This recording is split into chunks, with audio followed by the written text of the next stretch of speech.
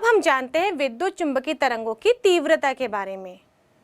जब विद्युत चुंबकीय तरंग गमन करती हैं, संचरित होती हैं, तो उनके संचरण की दिशा में यदि एक क्षेत्रफल लिया जाए जो उसके लंबवत रखा गया हो, मतलब तरंग संचरण की दिशा में लंबवत रखे गए किसी परिच्छेद से स्थानांतरित होने वाली ऊर्जा को प्रति सेकंड यदि हम कैलकुलेट करते हैं तो वो कहलाती है विद्युत चुंबकीय तरंगों की तीव्रता। यदि हम इसकी परिभाषा को देखें तो तरंग संचरण के लंबवत किसी परिच्छेद से प्रति सेकंड संचरित होने वाली ऊर्जा को हम विद्युत चुंबकीय तरंग की तीव्रता कहते हैं और इसे हम दर्शाते हैं आई एवरेज से, क्योंकि तीव्रता को हम इंग्लिश में कहते हैं इंटेंसिटी, इसलिए हम यहाँ पर लिखते हैं आई एवरेज यानी कि औसत तीव्रता। औसत तीव्रता का फॉर्मूला यदि हम देखें तो अभी हमने जाना कि विद्युत चुंबकीय तरंगों में जो ऊर्जा होती है वो विद्युत क्षेत्र और चुंबकीय क्षेत्र दोनों में समान रूप से वितरित होती है। इसलिए जब हम तीव्रता की बात करें तो या तो हम इसकी तीव्रता विद्युत क्षेत्र के रूप में ले सकते हैं या तो हम चुंबकीय क्षेत्र के रूप में ले सकते हैं, क्योंकि दोनों समान ऊर्जा को संचरित करते हैं। तो इस प्रकार आई एवरेज का सूत्र हो जाता है 1/2 epsilon not E0 square into C, जहाँ C निर्वात में प्रकाश का वेग होता है। और यदि मैं इसको चुंबकीय क्षेत्र के रूप में लिखूं तो हम इसको इस प्रकार भी लिख सकते हैं। दोनों में कोई एक ही लिखना है क्योंकि दोनों में समान ऊर्जा संचरित होती है। तो यदि चुंबकीय क्षेत्र के रूप में लिखूं तो होगा 1/2 B0 square mu naught into C। और हम जानते हैं E0 और B0 यानी चुंबकीय क्षेत्र का आयाम और चुंबकीय क्षेत्र के आयाम में क्या संबंध है। ये संबंध होता है E0/B0 इक्वल टू C। तो यहाँ से मैं लिख सकती हूँ B0 into C equal to E0। तो यहाँ पर इस B0 का स्क्वायर जो लिखा है इसको मैं B0 इंटू B0 लिखूँ तो ये हमारे लिए सूत्र बन जाता है 1/2 B0 E0 upon mu naught. B0 चुंबकीय क्षेत्र का अधिकतम मान, E0 विद्युत क्षेत्र का अधिकतम मान और यहाँ पे म्यू नॉट जो है वो है निर्वात की चुंबकशीलता। अब बात करते हैं हम विद्युत चुंबकीय तरंगों के रेखीय संवेग की। चूँकि यह ऊर्जा का स्थानांतरण करते हैं इसलिए इनमें संवेग भी होगा और इनके संवेग का सूत्र होता है P बराबर U/C, जहाँ U विद्युत चुंबकीय तरंगों की ऊर्जा है। यदि हम देखें तो विद्युत चुंबकीय तरंगों में रेखीय संवेग होता है तो ये दाब भी आरोपित करती हैं। जब संवेग है तो दाब भी होगा और विद्युत चुंबकीय तरंगों के द्वारा जो दाब आरोपित किया जाता है उसको हम कहते हैं रेडिएशन प्रेशर, यानी कि विकिरण दाब। और इसको हम दर्शाते हैं PR से। P दाब यानी प्रेशर के लिए, R रेडिएशन के लिए। तो इसको हम दर्शाते हैं PR से। विकिरण दाब का फॉर्मूला होता है PR बराबर I एवरेज औसत तीव्रता, विद्युत चुंबकीय तरंगों की औसत तीव्रता लेंगे अपॉन हम लिखेंगे प्रकाश का वेग। तो इस प्रकार हमने विद्युत चुंबकीय तरंगों की प्रकृति के बारे में जाना। विद्युत चुंबकीय तरंगों में जो विकिरण दाब होता है, जो रेडिएशन प्रेशर होता है, उसका सबसे अच्छा उदाहरण है धूमकेतु, जिसको हम पुच्छल तारे के नाम से जानते हैं। हम जब सोचते थे, जब मैं भी छोटी थी बचपन में, तो मैं भी सोचती थी कि पुच्छल तारा एक ऐसा तारा होगा जिसकी पूंछ होगी, क्योंकि जब उसको हम आसमान में देखते हैं तो वो तारे की पूंछ ही हमको नजर आती है। जिस प्रकार आपने पतंग को देखा होगा, पतंग के पीछे एक पूंछ रहती है, वैसे ही उस तारे के पीछे भी पूंछ रहती है। मतलब हमको दिखता है कि वो पूंछ है, लेकिन वास्तव में वो पूंछ नहीं होती।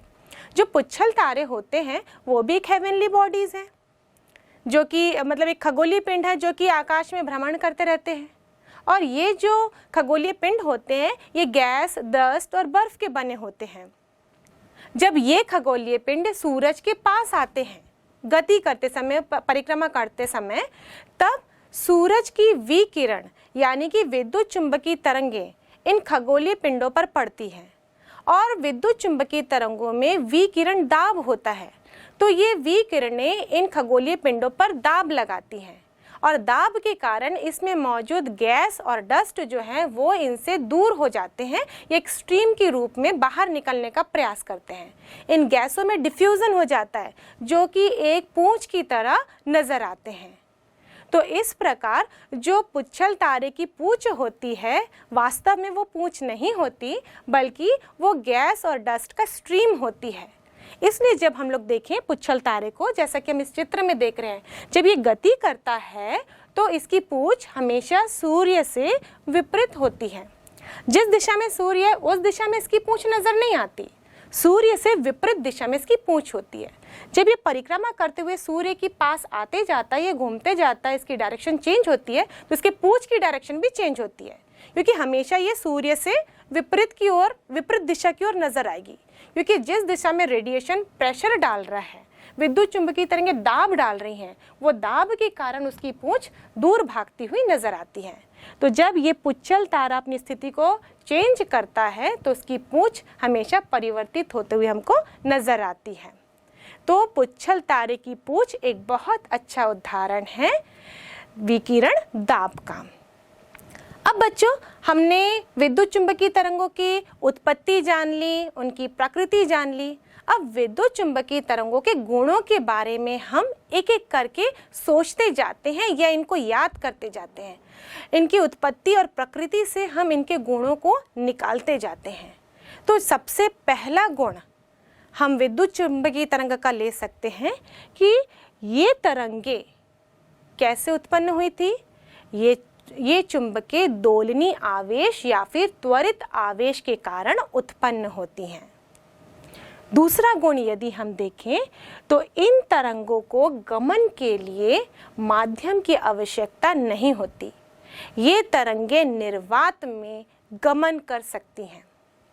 इनका तीसरा गुण देखें तो इनमें जो विद्युत क्षेत्र और चुंबकीय क्षेत्र होता है, विद्युत क्षेत्र सदिश और चुंबकीय क्षेत्र सदिश ये एक दूसरे के लंबवत होते हैं तथा ये तरंग संचरण की दिशा के भी लंबवत होते हैं और ये दोनों ही क्षेत्र समान कला में होते हैं। तीसरे गुणों को देखें तो इनकी प्रकृति अनुप्रस्थ होती है, जैसा कि हमने हर्ट्ज के एक्सपेरिमेंट में भी जान लिया था। इनकी प्रकृति कैसी होती है? अनुप्रस्थ होती है। नेक्स्ट इनका गुण देखें तो जो विद्युत क्षेत्र का परिमाण है और चुंबकीय क्षेत्र का परिमाण है, इनका अनुपात यदि हम ले तो ये किसके तुल्य होता है? ये प्रकाश के वेग के तुल्य होता है। इसका यदि हम नेक्स्ट गुण देखें तो ये तरंगे विद्युत क्षेत्र और चुंबकीय क्षेत्र से प्रभावित नहीं होती। प्रभावित नहीं होती इसका क्या मतलब है? अगर ये प्रभावित नहीं हो रही है मतलब इन तरंगों में कोई भी आवेश नहीं होता, क्योंकि अगर इनमें आवेश होता तो ये निश्चित रूप से ही विद्युत क्षेत्र और चुंबकीय क्षेत्र से प्रभावित होती। यदि हम इसके नेक्स्ट गुण को देखें तो विद्युत चुंबकीय तरंग मुक्त आकाश में या निर्वात में प्रकाश के वेग यानी कि 3 × 10⁸ मीटर प्रति सेकंड के वेग से गमन करती हैं, जिनका सूत्र दिया जाता है c बराबर 1/√μ0 × ε0 निर्वात में। और पार्थिव माध्यम में इसका सूत्र लें तो ये होता है v बराबर 1/√μ × ε, जहाँ म्यू और एप्सिलॉन माध्यम की चुंबकशीलता और विद्युतशीलता होते हैं। अब हम विद्युत चुंबकीय तरंग का नेक्स्ट गुण देखते हैं। ये तरंगे ध्रुवित होती हैं। ये अनुप्रस्थ तरंगे हैं, इनमें ध्रुवण की घटना होती है। जो विद्युत चुंबकीय तरंगे होती हैं वो ऊर्जा का स्थानांतरण करती हैं और ये ऊर्जा विद्युत क्षेत्र और चुंबकीय क्षेत्र में समान रूप से वितरित होती हैं। नेक्स्ट हम देखें तो इन विद्युत चुंबकीय तरंगों में रेखीय संवेग होता है और रेखीय संवेग होने के कारण ही ये विकिरण दाब आरोपित करती हैं और एक 1903 में अमेरिकी वैज्ञानिक निकोल्स और हुल के प्रयोग के द्वारा ये गणना की गई कि किसी दृश्य प्रकाश का विकिरण दाब 7 × 10⁻⁻6 न्यूटन प्रति मीटर स्क्वायर होता है। अब हम इसके नेक्स्ट गुण को देखें तो जो विद्युत चुंबकीय तरंगें होती हैं उनमें परावर्तन, अपवर्तन, विवर्तन, व्यतिकरण और ध्रुवण के गुण भी पाए जाते हैं। जब बच्चों मैंने आपको विद्युत चुंबकीय तरंगों के बारे में बताना शुरू किया था तो याद है सबसे पहले हमने यांत्रिक तरंगों के बारे में जाना, यांत्रिक तरंगों का उदाहरण लिया, जैसे कि पानी में बनने वाली तरंगे, रस्सी में बनने वाली तरंगे, ध्वनि तरंगे। इन तरंगों को उदाहरण में लेते हुए हमने विद्युत चुंबकीय तरंगों को आगे पढ़ना शुरू किया था, क्योंकि जिन तरंगों को हम देखते आ रहे हैं, जिनको सुनते आ रहे हैं, उनको हम आसानी से समझ पाते हैं और ये थी यांत्रिक तरंगे। आप कभी भी विद्युत चुंबकीय तरंगों का अध्ययन करोगे तो सबसे पहले हम यांत्रिक तरंगों के बारे में ही जानते हैं। अब हम विद्युत चुंबकीय तरंगों की उत्पत्ति, प्रकृति और उसके गुण के बारे में भी जान चुके हैं। तो अब हम तुलना कर सकते हैं कि यांत्रिक तरंग और विद्युत चुंबकीय तरंग में क्या अंतर है। वैसे तो अंतर बहुत है, लेकिन मैंने कुछ अंतर को आपको बताने की कोशिश की है यहाँ पर। तो चलो हम यहाँ पे विद्युत चुंबकीय तरंग और यांत्रिक तरंग में अंतर देखते हैं। जो पहला अंतर है वो विद्युत चुंबकीय तरंग अनुप्रस्थ तरंगे होती हैं और यांत्रिक तरंगे ये दोनों प्रकार की हो सकती हैं। ये अनुप्रस्थ भी होती हैं और ये अनुदैर्ध्य भी होती हैं। यदि नेक्स्ट डिफरेंस देखें तो विद्युत चुंबकीय तरंग को गमन के लिए माध्यम की आवश्यकता नहीं होती और यांत्रिक तरंग ये तो हम जानते हैं, यांत्रिक तरंग तो माध्यम में उत्पन्न होते हैं और इनको गमन करने के लिए माध्यम की आवश्यकता होती है। नेक्स्ट हम देखें तो विद्युत चुंबकीय तरंगों में जो विद्युत क्षेत्र है और चुंबकीय क्षेत्र है ये दोनों एक दूसरे के परस्पर लंबवत होते हैं और साथ ही तरंग संचरण की दिशा के भी लंबवत होते हैं। लेकिन यदि हम बात करें यांत्रिक तरंगों में तो इनमें जब कण कंपन करते हैं तो ये तरंग संचरण की दिशा में भी कंपन कर सकते हैं और तरंग संचरण के लंबवत भी कंपन कर सकते हैं। यदि हम नेक्स्ट देखें तो विद्युत चुंबकीय तरंग किस प्रकार गमन करते हैं। विद्युत क्षेत्र और चुंबकीय क्षेत्र के दोलन से ही ये तरंग आगे बढ़ते हैं, लेकिन यांत्रिक तरंग कैसे आगे बढ़ते हैं। किसी माध्यम के कण जब कंपन करते हैं तो उनमें यांत्रिक तरंगें उत्पन्न होती हैं।